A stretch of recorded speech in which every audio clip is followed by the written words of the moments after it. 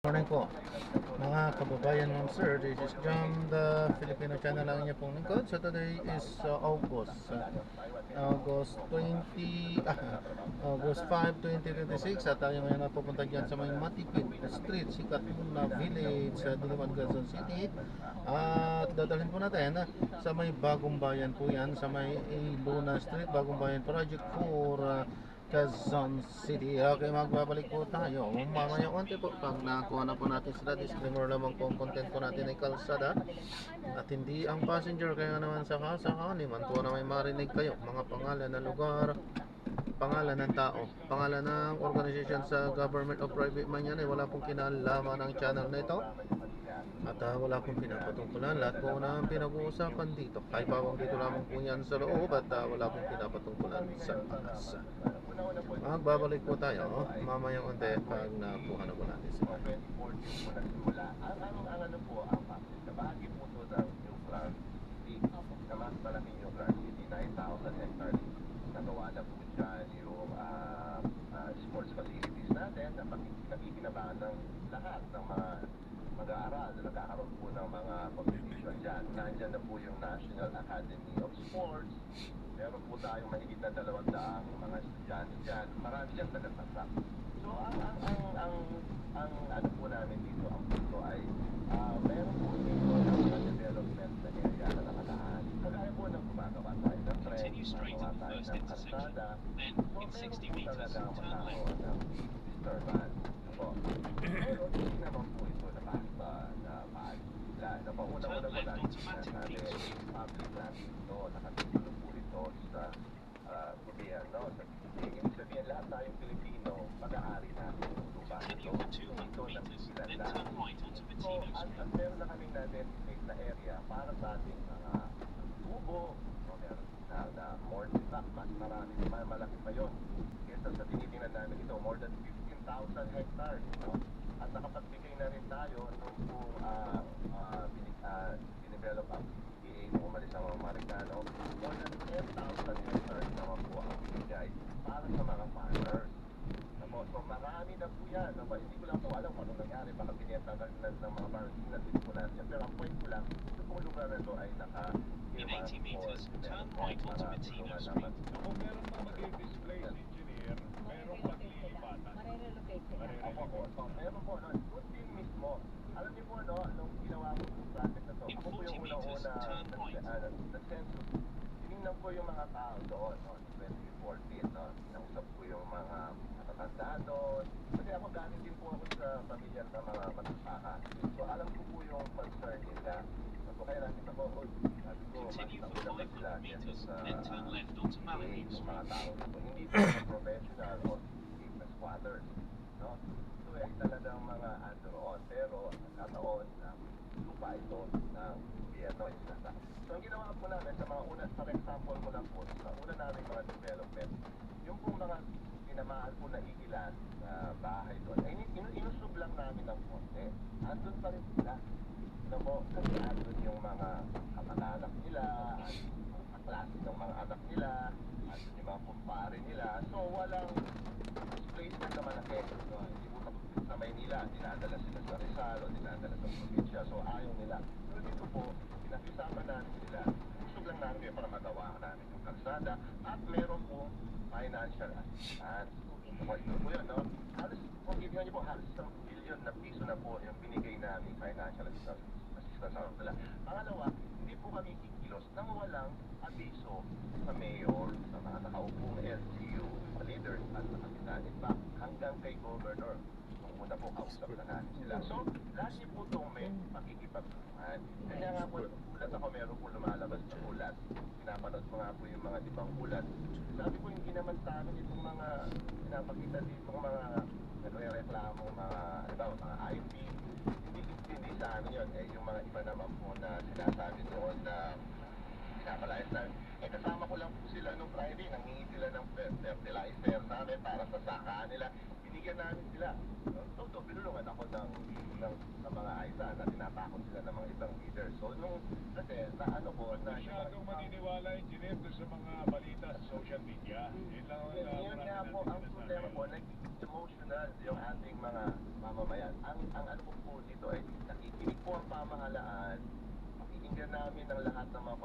naman po maganda eh, nasa planning stage tayo. Kagaya po ng ginawa namin yung Bonifacio Global Cities, Clark Airport, lahat po ng concern. Kaya po napakaganda ng pagkakagawa ng mga proyekto na ito. Okay. Mukhang In 80 kailangan meters, natin ng turn parts left dito. onto Matic Street. Turn right onto Matic Street.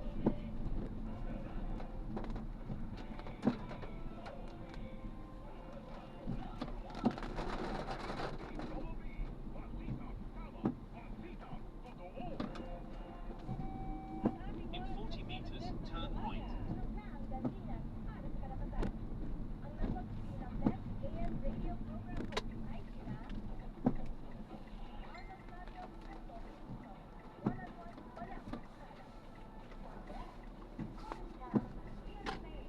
Continue for 400 meters, then turn right onto Marlow Street.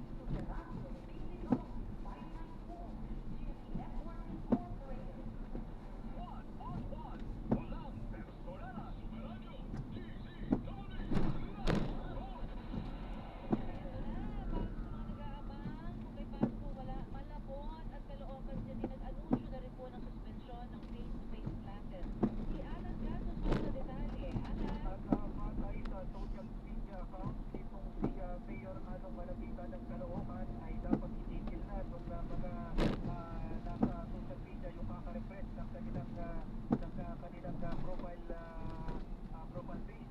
Dahil ito na, pumasok na rin yung deklarasyon para sa walang pasok sa paghapong klase sa lahat ng antas sa mga pampublikos pribadong paaralan ngayong Miyerkules, August 5, patay sa regulasyon ng Caloocan Disaster Reduction and Management Department. Manatiling anyalisan at iwan muna na hindi kinakailangang maglabas. Samantala sa Malabon naman, walang pasok, destino ang paghapon na klase sa lahat ng antas sa mga pampublikos pribadong paaralan sa lungsod ng Malabon ngayong araw Miyerkules, Agosto 5 dahil sa patuloy na pagbulan dulot ng habagat na pinalakas ng In 80 meters, turn right onto Marlow Street. Street. Nakapupos sa mga managang informasyon o anunsyo ukol sa lagay ng panahon. Ako Ayos talaga naman ito, sa sa Jerry Malabon. Lorenzo, Balita. Ah, doon to na din pupunta na. In 40 meters, turn right. Salamat, Alan Gato, sa mga partner. Yung report ni Alan kanina, Malabon at Caloocan City. Ito ho ang one na City. Nagmanusin na rin po ng suspension ng Continue for 200 meters, then turn left onto the Nolan Street extension. Inanunsyo na rin ang pamahalang lungsod ng Mandaluyong na suspendisyo na ang panghapong klase sa lahat ng antas sa pampubliko at pribadong paaralan ngayong araw. Pinapayuhan naman ang mga paaralan na nagsusunod ng klase na nagsusunod sa online classes. Dala na rin ito ng masamang panahon at napagulat na rin ang pagyo at pagkakas. Ako sa may paaralan ng GMA, Super Radio. In 80 meters, turn left onto the Nolan Street extension.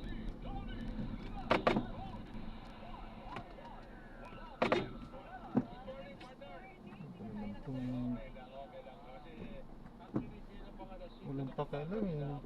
In 40 meters, turn left.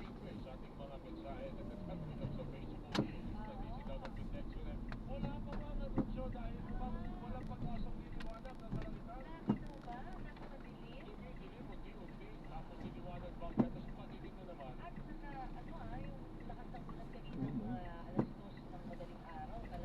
Malakas na kasi wala pa yan na nagabi at ng mga bandang magana sa Eskinina.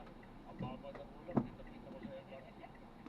Ano mababa na yan. Pero alam mo na mababa ng ulam. Ibig sabihin talaga mukhang babaksak po ang malakas na kaso ang walang tigil na pagulan sa kanya. Meron pang rainfall at parang sumitan sa iba sa pag-asa.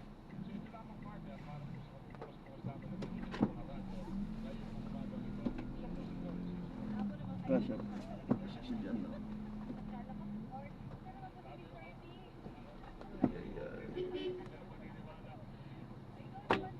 Konti-konti. Eh.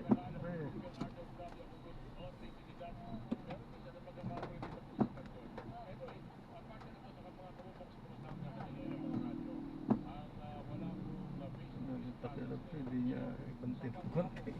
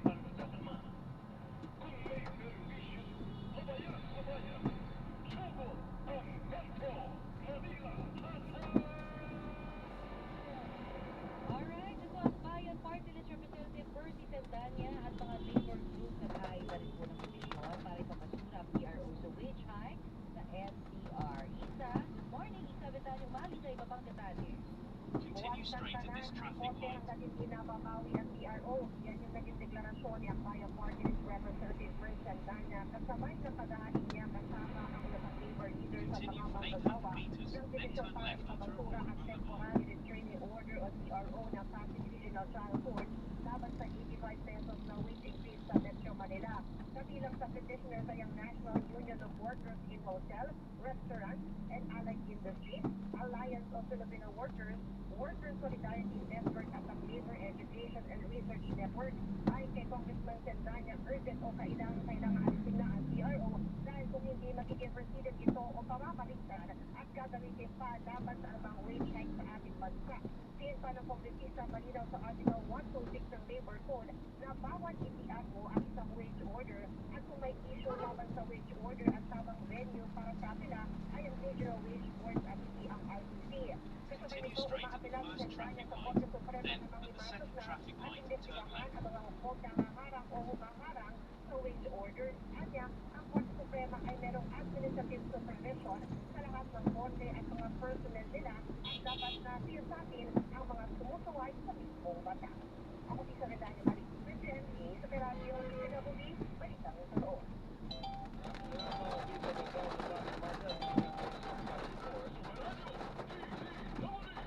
Arriving in 7 minutes at 9:20 a.m. This route is toll-free. Continue straight at the first traffic light, then at the second traffic light, turn left.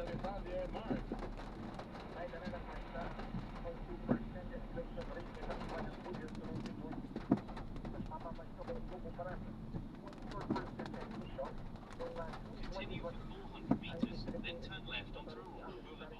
Papa, ang pangunan kaya ng mas mababang antas ng inflation itong Hulyo ay ang mas mababa na pagtas ng presyo ng transport ng 11.9% inflation rate.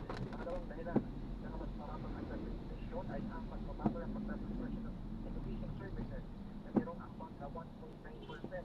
Habang ang pangatlong dahilan ng mas mababang antas ng inflation itong Hulyo ay ang mas mabagal na pagtas ng personal restaurant and accommodation services na mayroong 6.8% inflation rate. Naman sa inflation ay tumutuloy sa bilis ng pagtaas ng presyo ng mga senior servisyo sa isang panahon. Ako si Mark Paralan ng GMA sa radyo. Hindi naman si Mansang Totoo. Salamat. Thank you, Mark Pangalanan. Samantala, partner, napapabayaan na mo yung ilang mga nananawagan kung meron man doon sila rin po ng In 200 meters, turn left at the traffic light. pakisabi na rin ng people na kung sino sa mga private school. Yung iba kasi dapat na mga sawaan ng mga mayor na ang mga estudyante sa private school, hindi po sila vendors. Water resistant. Oo, hindi po sila lumulungan lang po sa In 100 meters, turn left at the traffic light. Dahil hindi nila tablag ang tubig.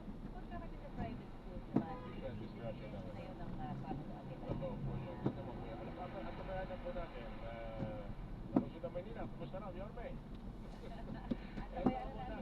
Maraming naging issue, maraming talakayan, maging sentro ng debate na naging pang-12 araw. Yes, well, Well, ng impeachment trial ni Vice President Sara Duterte partner. Isa doon ay yung mga pagtungkol sa Naku, humabol. observation memorandum. Marami tayo dapat suriin, lalo na doon sa mga nagsasabi na ang confidential fund, pag ginamit nyo, wala na tayong habol. Hindi mo na doon. meron pa rin, syempre, kailangan nakalista pa rin. Pero nakatago yung totoong pangalan. Eto. At itanong nga natin. Para makasama sa ating talakayan, dati pong Pangulo at Dean ng College of Law ng Lungsod ng Pamatasan ng Lungsod ng Manila, Attorney Jose Roy III or si Dean Roy.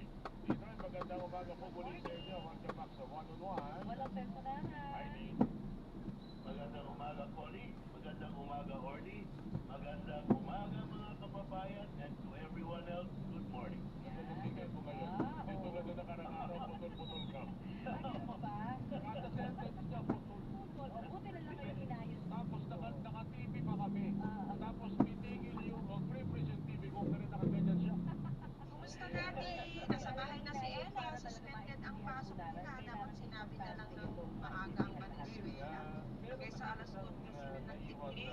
natin na Ngayon yan, pinauwi ang mga estudyante. ito ay Umulan sa nung naman. ni Attorney Michael Boa.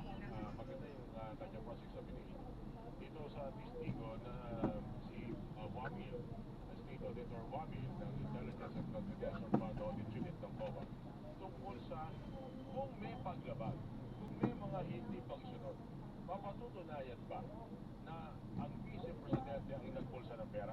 ng direksyon ng pagkakanumin. Yung puntong yun, sino ba dapat na maglabas ng katibayan? Who has the burden of proof na walang nakinabang dito sa pinigis ng pera sa confidential fund na ayon sa COA ICOM, confidential ICOM pala, confidential fund audit unit ay maaaring hindi nagamit sa karapat-dapat na mga pagkagastusan dito. Alam mo, Orly, kailangan ingat tayo sa pag-define. Alright? Sa pagsasabi ng kung ano ba ang kailangan pag-prioritize. Ang kailangan lang gawin ng Pilipinas, which nagawa nila is patunayan na hindi tama ang paggamit ng pondo. In 100 meters, turn right at the traffic light. Diba? May mga batas at reglamento na yan eh. So, doon palang kailangan mapakita na hindi tama yung paggamit o pag-report ng pondo, no? Ngayon, itong yung defense, rather, kailangan ba nilang ipakita kung ginamit ba ni Vice President Sara o ano? Kailangan nila ipakita na tama yung paggamit. Ang dapat nilang gawin, ipakita na tama yung pinuntahan ng pera, mali lang yung laman ng dokumento kasi siguro nagkamali kami or hindi na kompleto or whatever. Yun ang pinakamagandang depensa doon. Walang nawala. Di ba? Pero nangyari ko natanong ako, ano, si Sir Wamil, para bang nabanggit niya ko doon na talagang may mali, no? Unang-una, sa mga pinagdamitan, hindi dapat nagamit yung pera doon. Tulad ng pagkain at gamot. Yes. Kasi nga, meron In mga 100 meters, turn right mga onto ilang Illumis bagay Street. lamang na pwedeng paggamitan ng confidential funds. No? So, pag ito hindi pumasok doon, may problema agad. Kaya nga, meron tayong audit observation memoranda, notice of suspension hanggang sa notice of disallowance. Yung unang dalawa, yung audit observation memorandum sa kaya memoranda sa In 80 kaya meters, notice of turn right. suspension. Dalawang pagkakataon yan para patibayan mo na tama yung paggamit. Pag pinadala ka ng audit observation memorandum, anong hinihingi sa'yo? Explanation. So dapat dito, aso yung Yes, dito. kulang, mali, or whatever, diba? So, pag sasagot ka ngayon doon, i-review na naman. Dito ba? Ngayon, notice of suspension. Doon po Ayan yung na. tinuturo niyo. Mag-i-explica lang naman. Ang problema ko dyan, Bukod sa batas Ah? ano dapat? Baka pwedeng dito na lang, no? Yan ang Dito, doon lang naman eh. ginagawa. Pag umabot na doon sa huli, Medyo nahirapan na. Pero dire-diretso na lang kuya yan, di ba? Oo, dyan na. Doon. Sabi nila na hindi mo Sige, ingat po. ginamit dyan. Sige, tulak lang. Sige, ingat dyan, Bes. Kasi napunta travel, no? Sa incentive, medical, at saka sa food. Ay, naku. Na hindi po pwede. Pero ito nga sinasabi rin na incentive, napapatunayan na nagpunta sa pera, no? Sa meron bang ganun sa argumento pa rin? O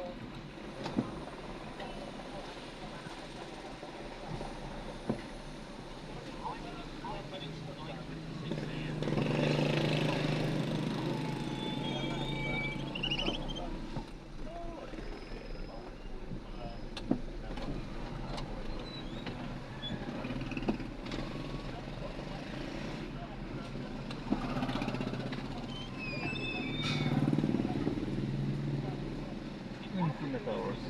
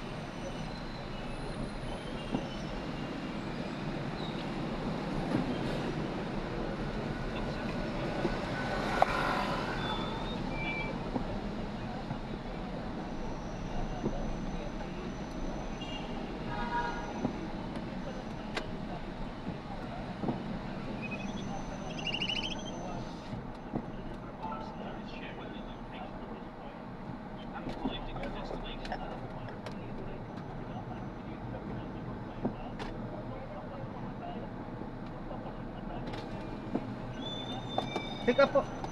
Drop po yan.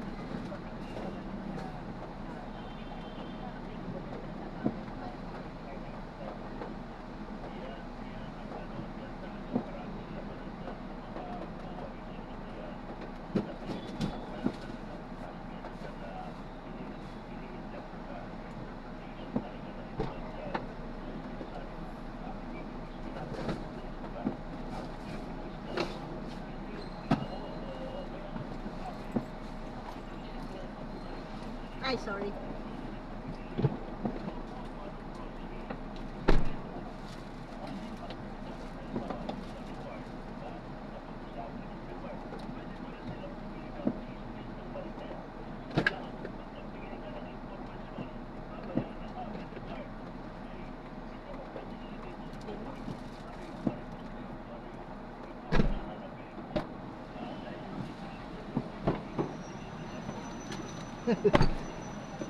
Ay, dito po ako. Ah.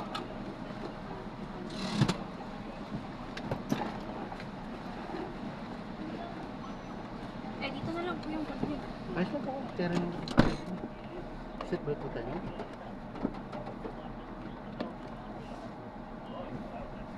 Ay, hindi po ako mag-check. Kay Ma'am Sel eh. Ay, oh, serious po. Baka mamaya mali pa. May pintuan pong hindi nakaano. Paki-double check po ang mga pintuan po natin. Medyo na lang po. Ah, ma'am, pintuan po. Lahat sa kabila yan. Ma'am, pati ano po yung pintuan po. Hindi nakabukas ko ba? O baka yung Likod. boot. Ano po?